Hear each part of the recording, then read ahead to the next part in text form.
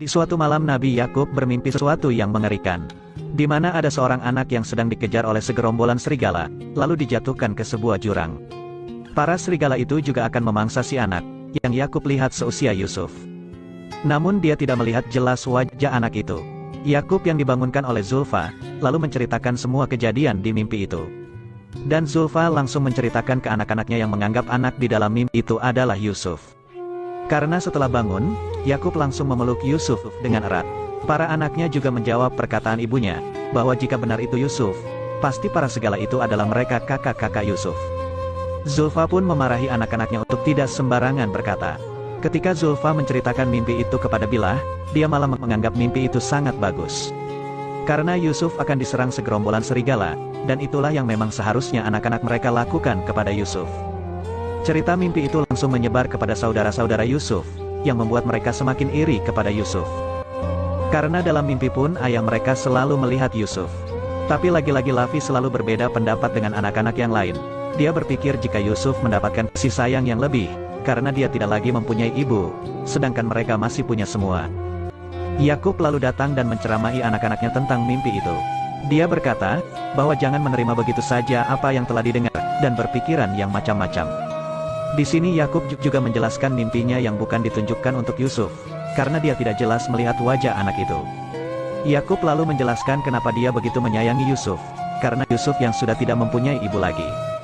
Dan tak mungkin lagi dia memperlakukan Yahuda anak tertuanya seperti Yusuf sekarang.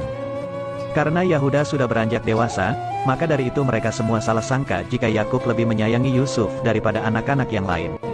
Padahal mereka juga dulu diperlakukan sama seperti Yusuf waktu kecil. Salah satu anaknya yang bernama Syir juga mengatakan kepada semua, bahwa Yakub selalu memberikan selimut saat ia sedang tidur, dan memperlakukan anak yang lain seperti itu juga. Yakub memberitahu anak-anaknya, jika mereka memiliki perilaku seperti orang dengki, di mana itu adalah perilaku setan. Saat sedang istirahat menggembala kambing, para anak-anak didatangi oleh orang asing, yang mengatakan bahwa dia mengetahui semua masalah yang mereka alami saat ini. Dan ia juga datang demi mereka. Dia juga menghasut mereka dengan mengatakan, di dalam mimpinya dia melihat mereka yang sedang memandu anak kecil, seakan-akan mereka adalah budak baginya, dan anak itu adalah tuan bagi mereka. Lalu saat orang itu pergi, mereka menyadari bahwa muka orang itu sangat buruk dan baunya sangat busuk.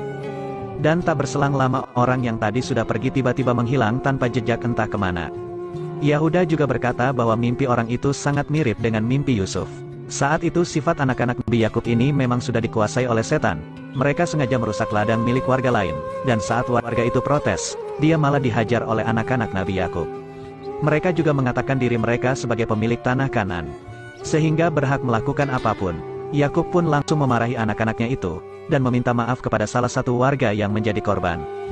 Lalu akan mengganti kerusakan kebunnya.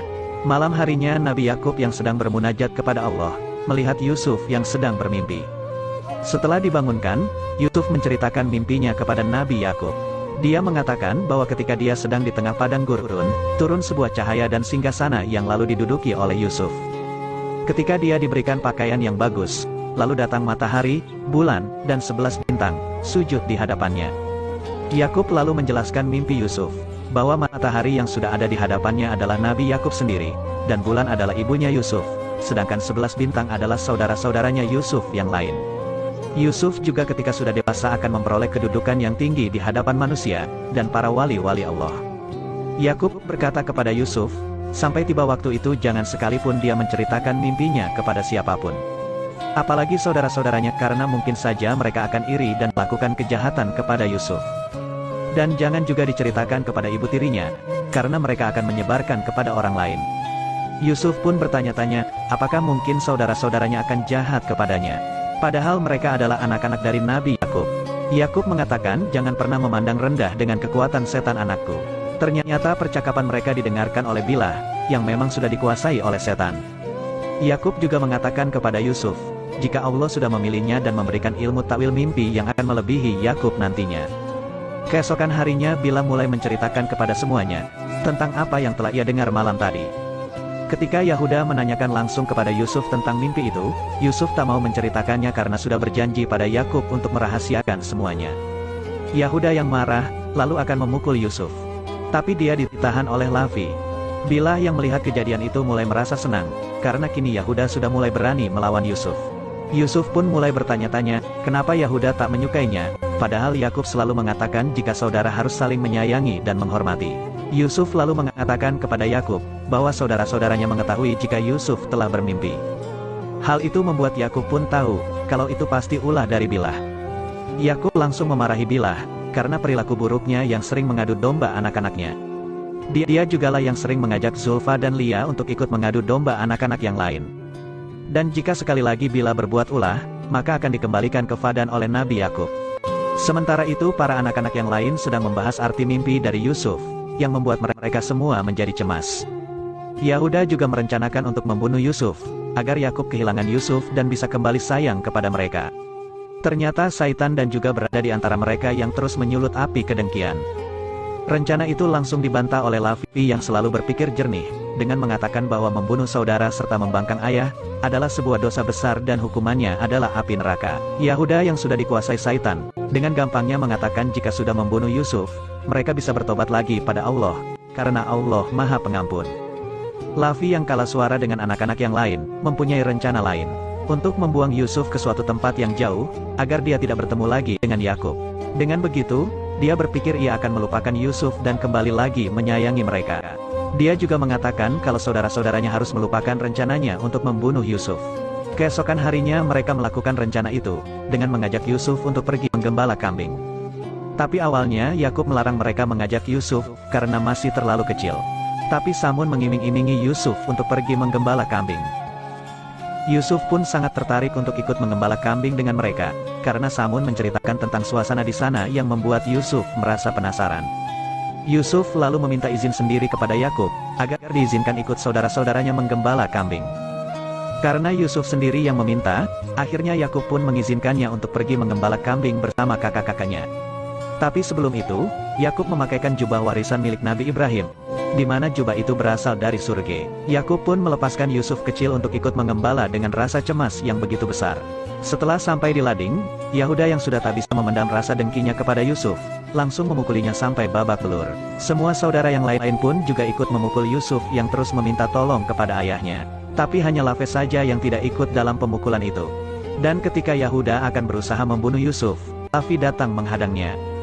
Lalu mengatakan ini bukanlah kesepakatan kita Yahuda.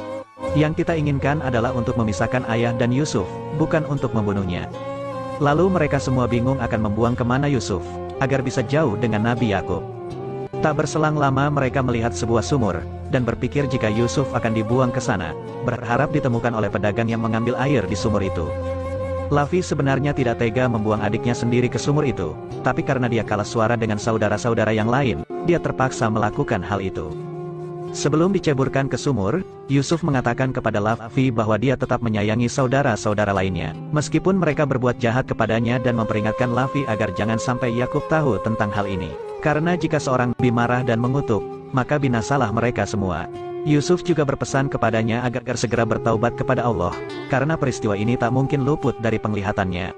Setelah itu Yusuf pun diceburkan oleh saudara-saudara lainnya hingga ia pingsan. Di alam bawah sadarnya Yusuf bertemu kakek-kakek tua yang sudah menunggu kedatangannya dari masa lampau. Dia diberitahu oleh Nabi zaman dahulu tentang kehebatan Yusuf. Makanya dia ingin sekali bertemu dengan Yusuf. Dia juga mengetahui kalau akan terjadi peristiwa tragis di sumur ini, dan hal itu membuatnya menunggu kedatangan Yusuf di situ. Setelah Yusuf sadar dia langsung memanggil Lavi dan mengatakan, jika dia ketakutan berada di kegelapan. Tapi Lavi lagi-lagi pun tidak bisa berbuat apa-apa yang mana tahu Yusuf masih selamat. Yahuda lalu menyuruh semua adik-adiknya untuk pergi dari sana, berharap Yusuf akan mati kelak.